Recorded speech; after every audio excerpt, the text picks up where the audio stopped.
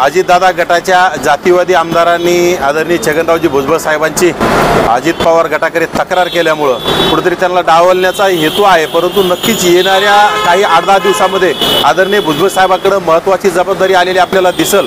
कारण काल का परवा आदरणीय भुजबळ साहेब आणि समीर भाऊ या राज्याचे मुख्यमंत्री देवेंद्रजी फडणवीस साहेबांची भेट घेतली आणि त्यामधून आदरणीय देवेंद्र फडणवीस यांनी सकारात्मक निर्णय घेऊ आणि भुजबळ साहेब हे देशाचे ओबीसीचे नेते आहेत आणि त्यांची अत्यंत भाजपला असेल महायुतीला गरज आहे। यामुळे नक्कीच भुजबळ साहेबांना मंत्रिपदामध्ये समाविष्ट करण्यात येईल आणि भुजबळ साहेबांना डावलण्याचा हेतू मूळ आहे की या सभागृहामध्ये वेळोवेळी भुजबळ साहेब हे ओबीसींचा चेहरा ओबीसींचा आवाज म्हणून सभागृहात आक्रमक होत असतात। ओबीसींच्या अनेक प्रश्नावर प्रश्न विचारत असतात। कुठेतरी ओबीसीचा आवाज बंद करण्यासाठी हा केविलवाना प्रयत्न अजित पवार गटाच्या जातीवादी मराठा आमदाराचा आहे।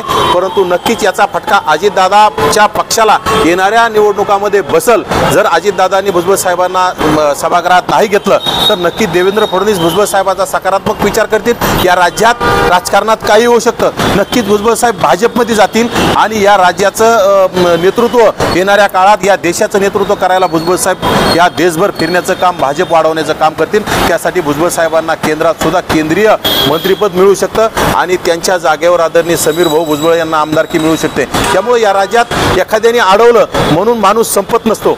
अजित पवार गटाने जर अडवलं असेल तर भुजबळ साहेबांना वेगळी वाट तयार आहे आणि भुजबळ साहेब त्यातून नक्कीच यशस्वी होतील आणि या राज्यातील संपूर्ण समाज या देशातील ओबीसी समाज भुजबळ साहेबांच्या सोबतीला आहे। त्यामुळे भुजबळ साहेब हे संपणारे नाहीत। भुजबळ साहेब नक्कीच मोठे नेते होतील, केंद्रीय मंत्री होतील आणि नक्कीच त्यांच्या पुतणे समीर भाऊ भुजबळ यांना सुद्धा येवल्याचं विधानसभेचं तिकीट मिळून तिथून समीर भाऊ भुजबळ सुद्धा निवडून येतील। येणाऱ्या काळात ते सुद्धा तुम्हाला राज्यात मंत्री झालेले पाहायला मिळतील असं माझं मत आहे।